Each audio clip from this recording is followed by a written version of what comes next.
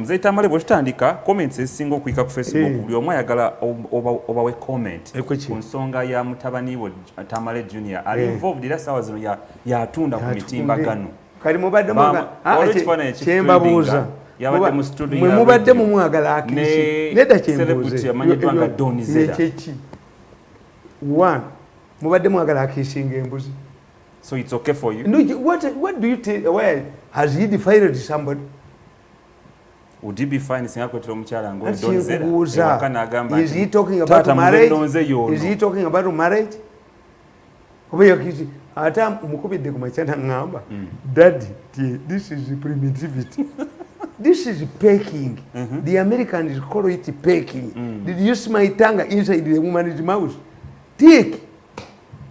Kakati mwagala be mubadde mwagala omwana nga be anidde njagala mumbulize mubadde mwagala omwana nga afuuke mubbi izotifi wamugana ogenda mu struggle ya Bobi Wine kati eno yagenda yeyagalidde kakati kyenkubuuza akatukigale tukigale kakati abo babeeramu baggala ki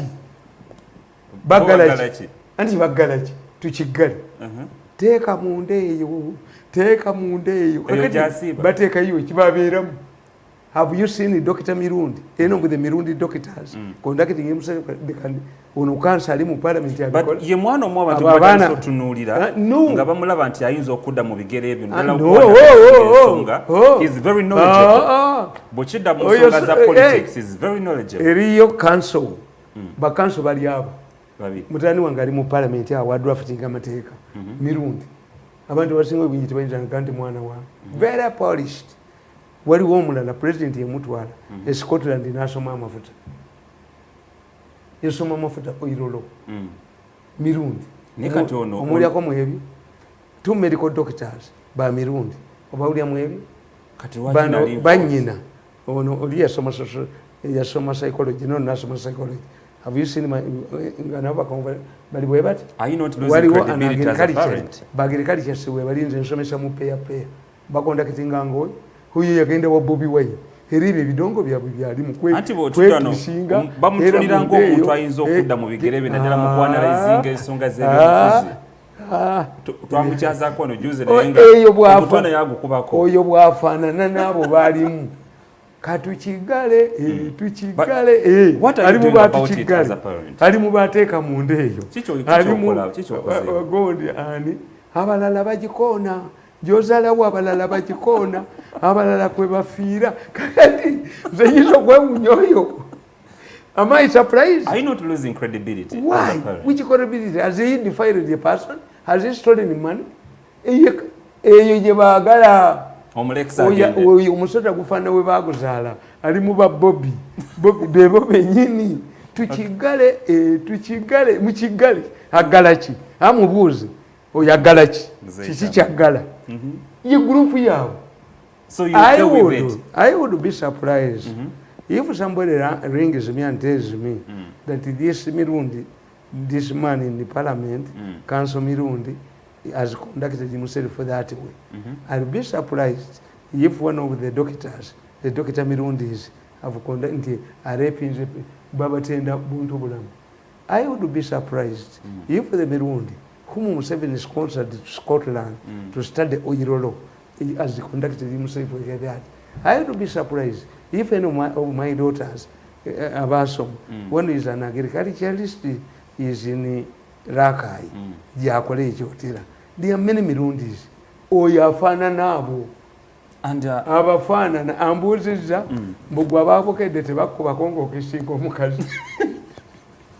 Oh, you. So Katemuri Abafana now. Nadi badena surprised ngatali muhebyo ebyaddala hibyo abafana yakole embaga as you have invested a lot mu bali abana ani what the future holds for this abafana na yakole embaga ne bad black nabeto abiwuliye busemeyi party mukuru wange nze sagendayo yagenda nenyina ne mukuru wange yewe mukuru wange ababana bamwira ko sport bo bamuganti nze ndi mukamba yangama nti wisiki gwetu abadewa ne mugaye yazijewa myezi 3 kati oyo bwatyo bwafaanana afanana group Bad Bulaka, let him steal money, Shiba, let him defy a person, let him fight, I will shoot him.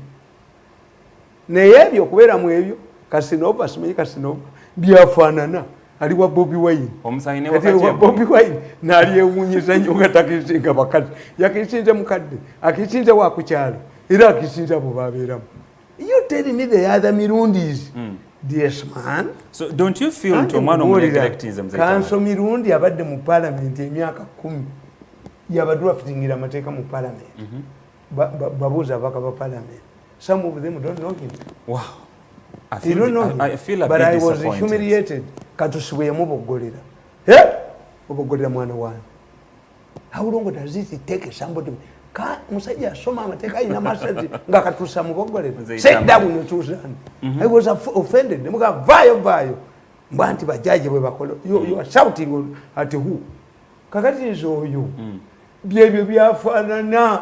Wano gondi nze ngenda nembewunya oba yali yani ministani nga muwalawe agenze mu mpaka z'abannalungi kati nze ntule ntene mukazi wange omwana waffe najjira mu nikambu kati woko ate n'asanyuka nnyo nga naye atudde muwalawe neyeebamba byammwe nze njagala adifayiringa omukazi alwanire mu bbaala ajje yekalakase nabimuganda nebyo kisinga abakazi byebyo abera ne Bad Bulaka simanyi ba Sheba simanyi ba eyo group mwafananira ddala afanana group ye katukigale mukibaggala ki kati kike baggala teeka mundeeyo kati munda wa mukabaddamu ki. But in my advice would be mzaitamalo mwana wako ngeri jomujja mu life muchi because to me byafanana kati you are losing credibility as a parent. Ensi etuuka ekiseera ng'abo beeyagala. We choose a leader. So mubana bozadde you surrender him. Yewawe eyo yafaanana. You tell me has he conned anybody? But no. You tell me has he stolen money from anybody? No. You tell me has he failed to pay for his beer bills? No. Kati oyo yafaanana abafaanana. Kati mzee tamale kampo information. Kakishinga abakazi akishinge n'abakadde akishinge n'ennyuma. But let him become a homosexual. Singa yakishinze musajja munne I shoot him. Ekyakimanya alimu ba Bad Bulaka alimu ba Sheba alimu bani abeyambula ng'oŋŋamba kati nkyewuunya nti okay with it naye kankuwa information fe ng'aba badde bamugobera nga Tamale Mirundi Junior tulabyeko interview zaakoze ez'enjawulo ensi emulaba mu kifaananyi nti ayinza okujja mu bigere byo. There are many. Because togenda kubeera even after 30 years you may not be present. Bamulaba ng'omwana gw'onekyarize ayinza okujja ku TV wano n'atuula n'annyonnyola ensonga bwe zigenda maaso mu ggwanga naye ate ekifaananyi ky'omusindikamu si kye bamulabamu. Mu famire yaffe ezensingamu obwavu. But people believe. Famire yaffe abantu ba diplomats. One of my elder brothers works with the UN. Very diplomat. But these are not family ambassadors. These are diplomats. Me, I'm not a diplomat because of my socialization. Because of my socialization. Bwewetegereza omusajja yagobanga mmotoka atunda amawulire ompita wakuzanyi waliwo omuntu ayinza okutambula n'ennyonga agwe mbuuliza waliwo eyambuuzi dajja naye mu studio gwolooza nti famire yaffe eri ape Pastor Mutebe tokomanya yakola ku Radio 1 yangambye nkubuuze naye ennyonda eyo tekuzitowerera nzitowerera kino gimanyiire enjovu teremera amasanga gaayo kakati nze njagala mumbuulire that boy decided to join that Bobi Wine's group. Who is decent there? Kusaasira eno enkola ya tax agikaddiwa yagibuukamu n'abeera advisor wa president n'ogamba ofulufiga avumu abantu. But if they can become advisors of the president, it means n'olaba ono gundi mulala omulema yaani Buchaman nzamulake nabuliddeko omukyala bamuwadde ba bodyguard nzamulake obwa advisor nabugaana I rejected it singa abo mwebali nze nvaamu buvi. But who is important in the politics? The person who is important in the politics is the one who collects your votes. If Buchaman can help you to collect the votes, why not? Okay. Yes. Politics doesn't know PhDs. Politics is a kiravu. Kakati oba kusaasira enkola ya tax enkya n'abeera wakiiwa n'addayo ewa Sseruga akabina ko twala kati oyo namutegeera society emu abeera era sibeera scared. You ring me that she has participated in demonstrations. You tell me that he has accepted a bribe from Balaam, I will shoot him. You tell me that he has raped, I will shoot him. Okay. You tell me that he is a homosexual, I will shoot him. Afana nabo kakati oyo afana na Balamu, oyo afana na Bobi Wine, oyo afana na abayimbi kakati ate kanso yafana na bakanso banne ate dokita badokita bafana badokita bannaabo wewa wetongerayo ne STV embuga tukimanyirwa nti Minister Omubezi wa ICT and National Guidance Honorable Peter Ogwanga yakozesa VPN okusindika tweet ng'agamba nti abo bonna abakozesa VPN bagenda kubanga balondebwa bakwatibwa mu bumpimpi.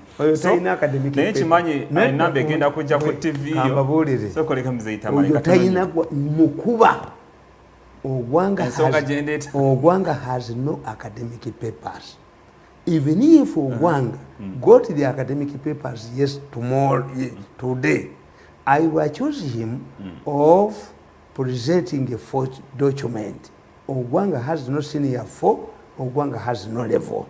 Ogwanga lie like an envelope. You are unfit to be in parliament. And Ogwanga knows that I know that he does not possess academic papers to be in parliament. WhatsApp text message or to William Kizibu Chiwandia.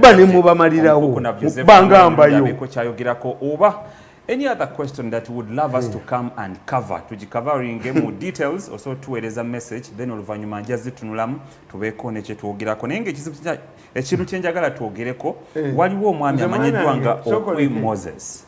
Omuntu gwensinga okwagala mwaba abayimbi who is decent ate ayina ne kawala kange kafaanana. Ani oyo?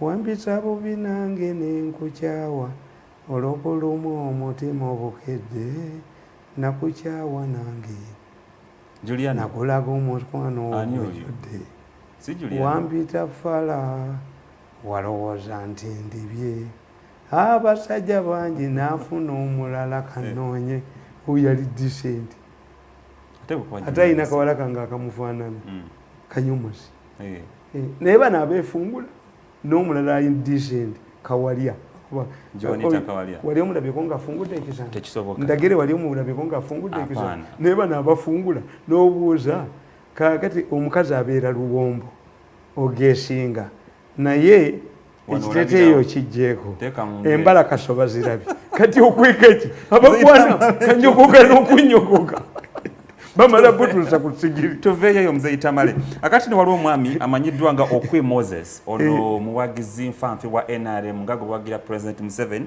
alina emmotoka yadde agibrandinga NRM etyako n'ekibumbe kya President Museveni. Amawulire agafumye olunaku olwaliro gadde galaga nti abadde ayolekera sayidi z'ennebbi abadde natera otuuka ku luguudo ku bridge ya Agago mmotoka kigambibwa nti waliwo abamulumbye emmotoka ye ne bagyokya ne bamutemako engalo ne batwala ne miliyoni emu ya sente za Uganda wamu n'essimu ye. Ekyebuuzibwa is this a scam oba mumanyi kye mutamanyi. I was coming from home nentuukako ewa Zana. My wife owewa Zana ayimiriddewo ku kaadi ya DP naye kubaddeko ebifaananyi ku mmotoka ye. I said sijja kutwala bifaananyi ebyo ku mmotoka eriko bifaananyi because the campaign is all over. True. And I've directed ebifaananyi byonna ebibadde ku mmotoka ebya campaign babiggyeko.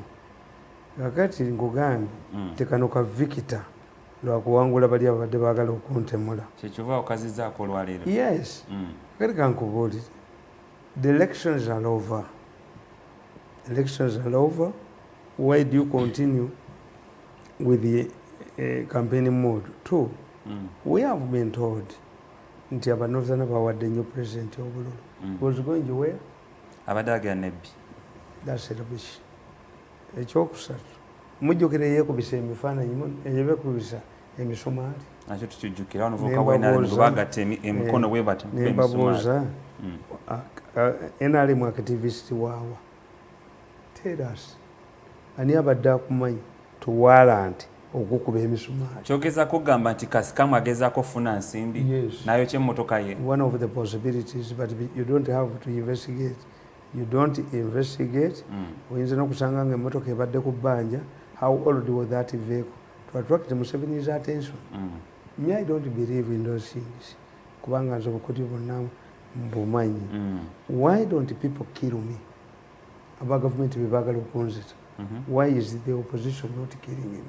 I'm one of the people who put on my kakofiira. Bwe baabule naleeta enkofiira z'emitwalo 2.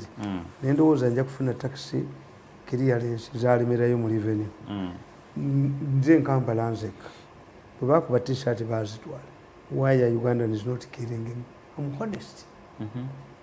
Gwe ekitundu ekyo nga twabuuza we bazookereza baakayuzawo ebifaananyi bya Museveni ebimeka. Tewali kifaananyi kuba bibadde ensiko. Sinkubuulira. He planted these people there. Njagala mumpe essimu y'omulenzi oyo. Bagitutte empozo gatukuwe. Ambuulira ennamba yayo. Njagala omulenzi oyo ambuulira ennamba ye. Have machines that can retrieve ebifaananyi nga bakuggyeko essimu yo. Automatically bagitunulamu bakebere ampe ennamba yayo. Mbamukwatire. It will end up embarrassing himself. Waliwo mwe kyemutamanyi. Waliwo abali mu kalulu abaga nti bagenda kubatta bafune sympathy vote. Awe twatuuka. Waliwo eyekuba eyabagula ne bakuba amasasi emmotoka ye baleeta sniffer dogs yalina pistol ng'emwetooloolirako. Ate ina gyeraga. Wapi? Ekyo nakyo twakiwulira amasasi gaali asatu. If somebody is so annoyed with you, why should he vent his anger on a car? They would kill you. That's why in many cases bakiyita batya malicious damage to property amounts almost to murder. Watemye olusuku lwange oba kunsangayo. People who are angered, how did he leave this place? Ngave nayekere nebbi. Obwo bubadi. These are bubadi things. Wow, nga tuyongera mu bubadi. Abantu bangi ate mwana wange akabadi omugu akatandika n'omulala ajja kukakola. Nebino byetwogerako muzitamale. Is not a binebiriwo, isn't it a replica of what happened in the 80s? Ebintu ebyatwagirira kankubuulire. Nze ndi musajja ndi analytical. Baakwata abawala 10 abiri ba malaaya ne baba traininga nga loolo yaabwe ku demonstratinga mu Kampala. Ne baba demonstratinga beyambulira poliisi ne bagikunamira. Monitor neekuba. New Vision neekuba. Women stripped naked. Ningamba kayihula.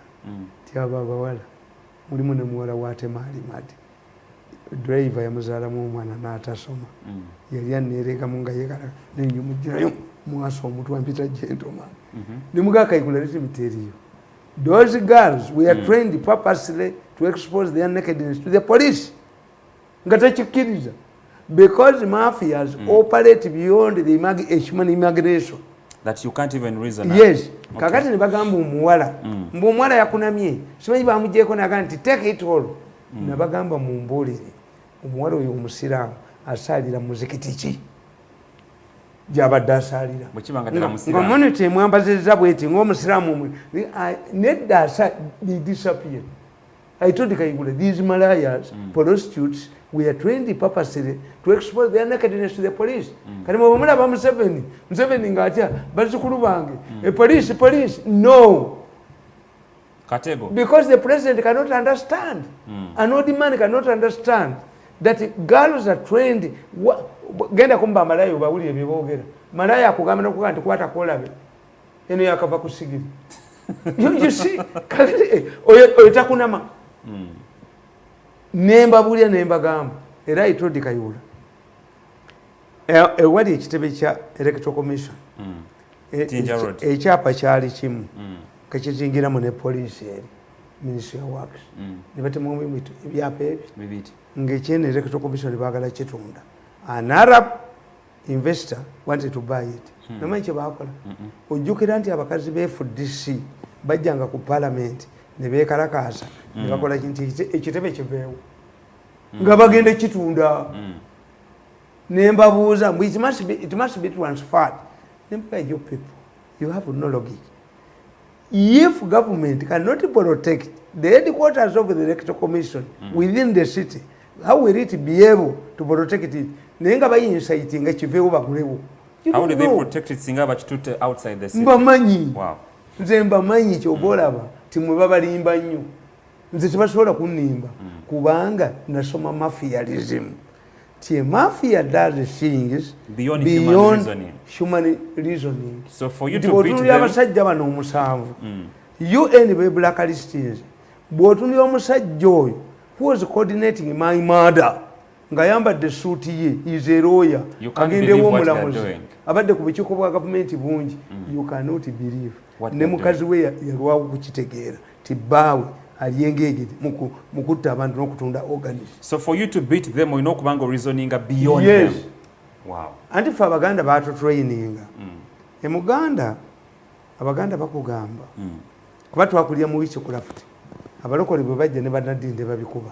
That's why fe abakyabiina tojja wange kunga mmotoka yange baagibbi jjajja we yakwata oba kitaabu nabiwa abalokole ebyange nabisigaza weebiri kashi ate bidefendinga nze siroga kwata ku kintu kyange olabe ennombo bikubeta ento biwuli kakati fe abaganda batugamba ti omuntu bwakkunamira naawe kolaki mukunamire why ti omusawo omuganda asobola omugamba tigenda omukunamire kati gwe noloza nti mutamiivu bwasumula empale nga nawe fimbo ku fimbo nga muzeraga is a deterrent.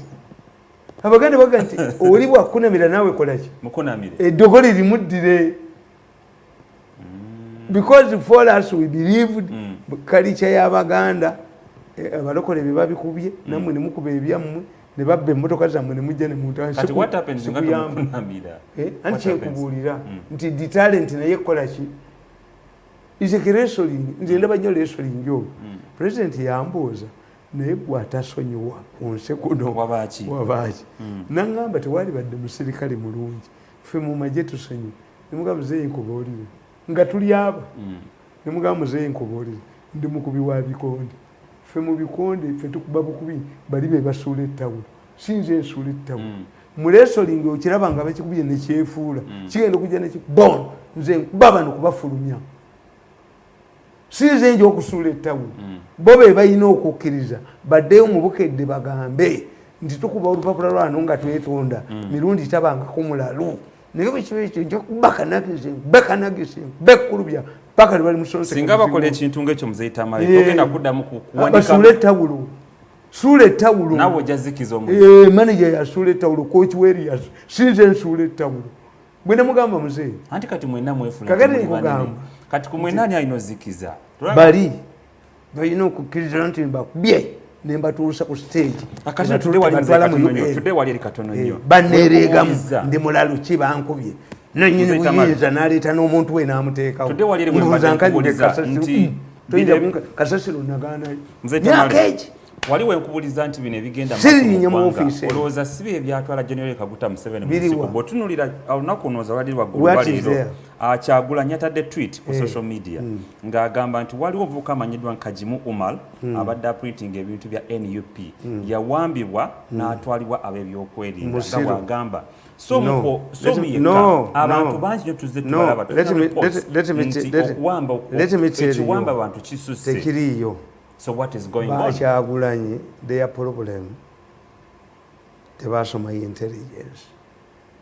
Kyagulanyi balowooza nti tewali government. Bayina data yaabwe gye bakolekitinze yonna to take it to court. But Kyagulanyi doesn't know that he is infiltrated. Within his camp? His camp. Okay. Nze mbabuuliza. Why has Misri survived? miso binagitandika nga about 10 years ago baali tebagimanyi. 2 even when I alerted nakyobe nti bagenda kutta this is when the president believed in miso. Omupakistani eyo bwe yajja many people bagamba tioli akwata jindo nakola bwati. It was dismissed. As a result, miso was strengthening its tentacles. Baleeta Abayisirayiri ne baleeta Abachina ne mbalaba nga booza ne gundi ne baleeta ebyuma byonna ebyokunsi ne bagamba military intelligence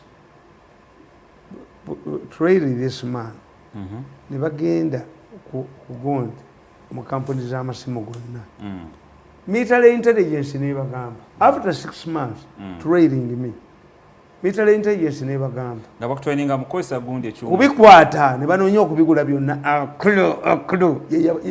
aklo yali agala ne muga aklo n'okwata ku kyuma kyange eki mu nnaku 3 bwe sikutta ng'obukadde 10. I told her no bargaining. Akulu yabadde akwata omuntu agenda ava ku Museveni information yakula amukwata waliwo omuvuka is languishing at Kitali yewa president information waliwo capital bagitanga simanyi capital ani ku social media akulu yabakwata n'abatwala n'abanyigiriza. What is the intention? Okwatanga ku miso akulu okwatanga ku miso mu nyumba y'olidduka na kabina kokokka kuba kali sepale kati kubuulira owa military intelligence n'abagamba ti omusajja oyo ebyuma bye biri linked to a Russian satellite. Okay. Bekuba Moscow ye recipient wano. Okay. Ne bagenda aba government ne bagenda ne babagamba. Ne bagenda Russia. That machine exists, but to handle it you must be a highly intelligent man. But according to your description, oyo musajja si yabikola. Ne bagamba nti Museveni yampa ate n'enkuba bano. Eventually bagamba nti ate ono yamuwa. Ama contradiction njijukira wajogira kwa sometime back. How do I conceal missile equipment? I'm not a rumamonga. N'abaana tebamanyi webiri. Mbaterrorizing the bankers. Tewali amanyi webiri mu Uganda. Kati kambuzeemu. Kakati gwe Bobi Wine. Wali watandikidde no. Toyinza kugamba. Nzitamale. We are collecting data. Tutaddewo ne headquarters in Netherlands. Ambassador waffe yali Netherland.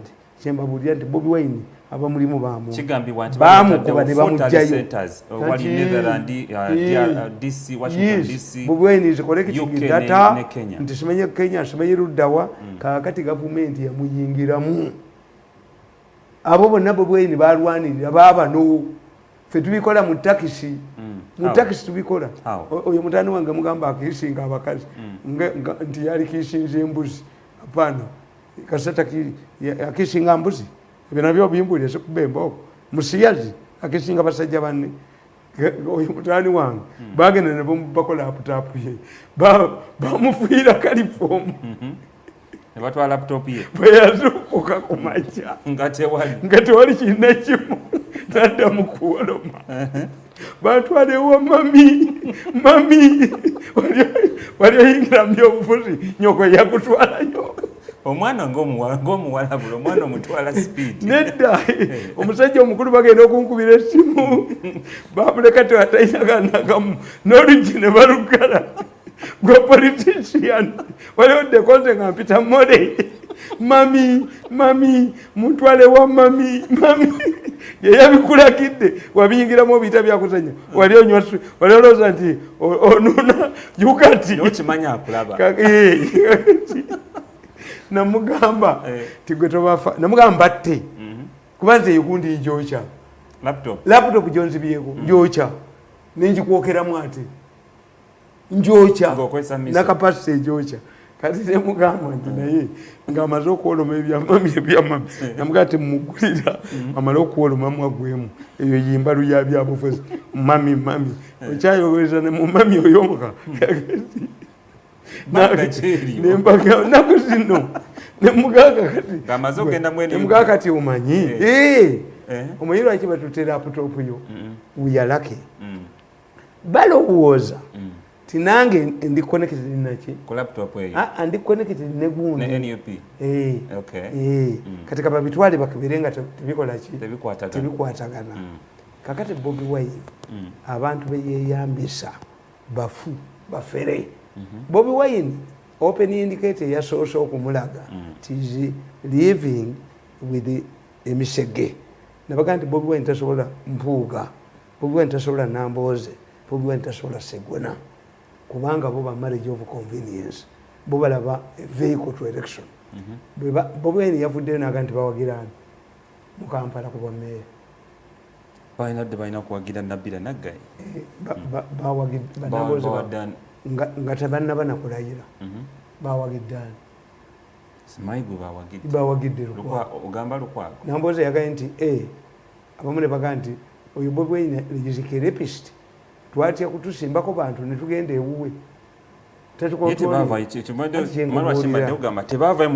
Bobi Wine abo bonna bane balwanirira bonna babano ba intelligence kati yabalwani yatamanyi tubikola mu taxi tusobola ntutegeera nti taxi eri yakagenda temuli muntu nitekamu ba bloka bana tewali ayagala kuyingira mu motoka nkalu katujjamu kakati Bobi Wine established a network ye ne bagazalinga nti bagenda bakuba obufaananyi ku Gondi polling station zonna kugira nti mbimanyi ebintu byabo byonna Bobi Wine bibakuŋŋanya byonna mbirina ekyo kimanyi apana nemisa ebikwata byonna misa ebikwata I have what they have kakati tugende empola mzaitangali are you not so dangerous to internal security? Why? Because you have information that abebyokwenda bawono tebatayina. Are you not dangerous? Abeburundi bajano nembi bamma basauda ne Sudan abe Kenya abawo bintu bikolera mu 7 mayemba agatase mnyina wa mukama wako gagaza baga nti hand them over to the major nabaga mu biveko mubimurikire byuma bi maybe abantu chebikole the president yoyo Museveni received the information which no intelligence organization would give him before the election. And after gathering all that information, who is the recipient? Is the president? The president. Kakati gamba ti Bobi Wine alimekanya abantu abo babe abantu abamu baba muteekamu in fact Bobi Wine yekyabakola ye yakoze kyakola bali abayingisizamu somebody is floating a law which is going to be very dangerous to this country. How is it going to be? Nti MPs now allowed to grasp hope in their last year in parliament. They are now want to bring another law that people can grasp hope in any time. Bobi Wine tasigaza abantu. Singalite. Bobi Wine tasigaza abantu. Nga bagaye nti omuntu akulosinga. Kuba Museveni yayamba ebira by'obufuzi. Why?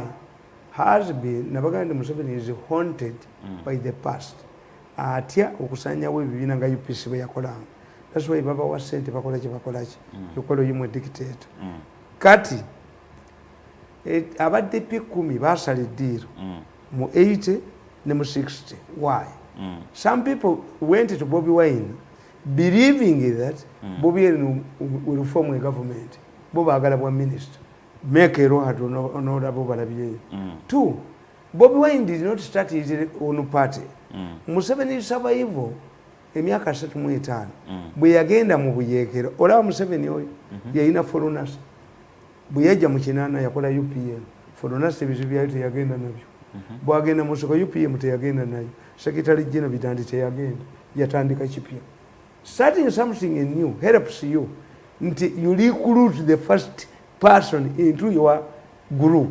Bobi Wine Nup was started by somebody else. Nup yali abalala. Bobi Wine yajja delegates conference where did Bobi Wine recruit the members of the delegates conference? The previous ones. The previous one abamulonda. Amanyi bananye nicho. Waliwo stories of kati abo bemuli asibenyi bamutwe. Nabo babanje. Abo bemuli abani. Abo bemuli abani bano babateekamu. Bobi Wine should think about himself. Creating a new party. Chogezaako gamba. Tekikola nti. Anti ngamba alina creating a party empya. Anta kyakivaamu kino kirina ebizibu byakyo bye yajja nabyo. Nabo baamuteeka. Naye mmwe mulowooza kamba buli. Do you believe that the state ne bweba nkadde etya ne bweba tekyalina magezi nti ddala Bobi Wine talina bambega mu mulowooza? Mumulowooza nti Bobi Wine talina bambega. Naye kati ati how are they connected ku kiwamba abantu beewamba oli agenda nabaga nti nze mu mpambe Mzee Tamala don't want to believe that way. Oyinza okwamba noleka nga famire yo ebonaabona omuntu alina famire abantu bane waka nokkiriza okwewanga kati mu intelligence tukola bweto muyinza okutegeera kati bano baleeta safe houses ababbi bayinza okubeera mu kkomera ne mubaamu mbega owa gavumenti bamuwalawesa kubeera mbega nga bajja bamukuba bamukuba empi tebamuwa mmere ayefudde kasiru kakati gano agabbi negoogere bannange nti ono omusajja tebamutte oba yakoze eki munyumya temumanyi nti ontabangako kasiru mwekambabuuli oba mubiita byakozanyi abasajja bano ababeera ku Super FM abebbama abakadde bebbama oyinza obasanga ku luguudo noga nti beebo omusajja nayogerera essaawa 2 ngayogera nga mukadde naye nga muvubuka abakadde bebbama. Some people you see speciality mu intelligence speciality kati abo be basindikaawo ewa Bobby webali Bobby ayina bangi nabagamba ebintu bisatu kambi babuli olwali when your boat capsizes in a lake and you see something running very fast at high speed, don't think that it is a rescue boat. This is a crocodile. And the crocodiles are not known for rescue missions. Nembaga ekyokubiri look bw'obanga ng'eryato ligudde mu nnyanja n'olaba ekifaanana olwazi sooka okikwateko. Are you sitting in a hippo back or it is a rock? Kati Bobi Wine ekibiira ekizimbirawo abajja nga yalowooza tibazze basuule Museveni baali speed boat oba baali crocodile. Two, what I want to tell you, nagambye Mbayo timbayo toddamu kutwepankira. Minister for Presidency. Mbayo is a product of NUP. How? Bobi Wine went to Luka the first time and Israel was dispersed with the tear gas. 18th of November 2020. Mbayo was subject to attacks. Mbayo he took advantage of every opportunity to deny. I posed the question, why should the minister deny that I'm not responsible for a failed opposition rally? Tichina jichiri. Ntiboka esabu ly'abasamize faza yakaba wamujaluda. Nemba gamba, why does Mbayo care about the failure, about what happened to Bobi Wine in Iruka? Because she knows very well that Bobi Wine has an input on her success. What happened later? Bobi Wine went back to Iruka, addressed a peaceful rally that helped Mbayo to come back. I wouldn't want to subject my confirmation to that. Mbayo. It still stands an assumption. No circumstance evidence is admissible in court. The first rally was dispersed and Mbayo suffered heavily. His only son died under mysterious circumstances. Mbayo used every opportunity to defend herself that she had no anything to do. Even her house and banana plantation was threatened. Now, who told the Bobi Wine to go back to Luka? Why wouldn't you want to think like this? Yes. What was the purpose? What was the purpose? Why wouldn't you want to think that way? The Bobi Wine's earlier rally different from the rally he addressed in Luka the second time? how many areas where Bobby Wine had the opportunity, you have to address the whole country. Where, tell me 5 or 4 places where Bobby Wine had to go back. STV Mbayo katugende mu katono nnyo tugenda kumawo n'embuzi endala naye okusinga ddala nandyetaaze okufuna messages zamwe nga muyitidde ku WhatsApp oba ku Facebook. Tuli live on Facebook page, that is STV Uganda. Tuwerezeeko ekibuuzo kyonna kiwandyataaze omukuku na Joseph Tamale emirundi naye nga ekibuuzo kino twagala singa oba oyina process gye wali otambulamu oba bya ttaka oba kooti ne wabaawo omuntu akuziiza kati ku byoliko tebisoboka kankubuulire bijasoboka ebizibu ng'ebyo mubiweereze ku namba yaffe tebasobola nkugamba then mukuku nabo abeeko nekyaddamu kasooke tugende mukuumulamu katono nnyo.